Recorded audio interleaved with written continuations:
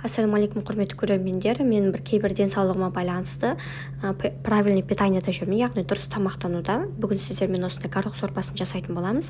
Горох сорпасын яғни дұрыс жасалу жолын көрсететін боламын. Көріп тұрғандарыңыздай горохты жақсылап жуып, азғантай сода қосып, жылы су құйып, бір жыл жерге қалдырып қоямыз. Горох сорпасы ақуызға бай, тойымды әрі пайдалы тағам. Бұны бір ешқандай да жаңағы музыкальный сорпа деп мысқылдауға келмейді. Өйткені ол ас қорытуды жақсартады, жүрек қан тамырлары жүйесін қолдайды, иммунитетті күшейтеді және ұзақ тоқтық сезім береді. Сонымен қатар салмақ тастағысы келетіндер үшін де өте қолайлы. Енді көкөністердің барлығын жуып тазалап, ұсақтап турап аламыз. Кейбіреуін үлкен, кейбіреуін үкіштен өткізем. Осы видеода барлығын көресіздер. Менің айтқым келгені мынада: правильный питание деген қазіргі таңда дұрыс тамақтануды қолға алу өте қиын. Жалпы достар, менің айтқым келетіні, қазіргі таңда таза нәрселер өте аз. Саралап, сұрыптап, зорға аласың таңдап. Жаңағыдай маркетинг жертвалары да бар. Неше түрлі жарнамалар бар. Оның ішіне қайсысы зиян, қайсысы халал, харам, ажырата алмай кетеміз кейде. Осы адамның бір жері ауырып, бір сыр бере бастағанда дәрігерлер правильный питаниені ұстау керек дегенде ғана біз оянамыз ғой, сол кезде ғана оянамыз. Әйтпесе сол зиян екенін біз өзіміз білеміз. Инстаграм, ютуб, тикток бүкіл жерлерде информация бар. Қазіргі онлайн дәрігерлер деген өте жақсы болған. Бүкіл ақпараттар қалқып тұр, бірақ біз өз-өзіме қастандық жасауды қоймай жатырмыз да.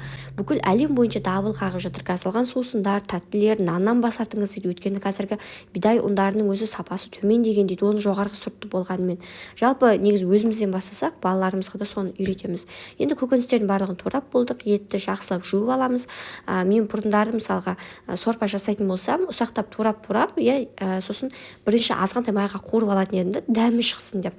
Негізі ол дұрыс емес әдіс. Осылай ет болсын, сүйек болсын қазанға салып, қайнаған күтіңіз. Қайнап шығатынның алдында жаңағы көбігінен тазалап аласыз да. Жаңағы біз жарты сағатқа қойып қойған горохымызды суынан ағызып тазалап, осы қайнап тұрған сорпаның үстіне бірден сала бересіз. Ешқандай да етті қуырмаймыз, қыздар. Енді осының дәміне қарай тек қана тұз қосамын, неше түрлі дәмдеуіштерді пайдаланбайтын болдым. Біз нені қуырамыз? Біз жеке бөлек пиязбен сәбіздің өзін қуырып аламыз. Бұл жерде мен оливковый масло пайдаландым, немесе сармай пайдалансаңыздар да болады. Пиязды салып өзін әуелі кішкене қуырып аламыз. Жақсылап жұмсартып алып қажет. Негізінде пиязды әрине қуырғаннан кейін ол сорпаға әдемі дәм береді. Пияздың өзін турап қосқанға қарағанда. Сосын үстіне томат пастасын, немесе осындай бір мен қыстың күні жапқан банкім бар, соданы қосамын икрадан. Сөйтіп осыны қосып, жаңағыда 2-3 минутқа тағы бұқтырып қоямыз да. Одан кейін үстіне сәбізді қосамыз. Сәбізді аса қатты қуырудың қажеті жоқ, жай ғана осы ыстық табада кішкене жұмсарғанға дейін бүйтіп араластырып тұрсаңыз болды. Мен тағы 1-2 минутқа бұқтырамын. Енді бізде міне былайша айтқан кезде подлива сияқты ғой, осы дайын болды. Жаңағы қайнап тұрған сорпамызға қосып, жақсылап араластырып, 1 сағатқа жай отқа қалдырасыздар, баяу отқа. Одан кейін ғана мен картопты қосамын, әйтпесе картоп езіліп сөйтіп кетеді. Картоппен қалдырып, тағы бір 30-40 минуттай баяу отта қалдырасыз.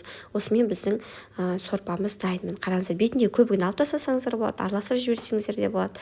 Енді ол көбік шыға береді, ол горохтың көбігі.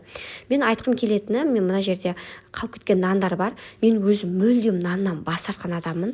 Басында өте қиын болды, нанды аңсайсын. Бірақ қыздар, наннан бас тартқаннан кейін 1 ай ішінде мен өзімді кәдімгідей өте қатты жеңіл сезінемін. Энергия мол, жаңағыда бірнәрсе жетіспейтін болып тұрған сияқты болмайды, ондай сезім.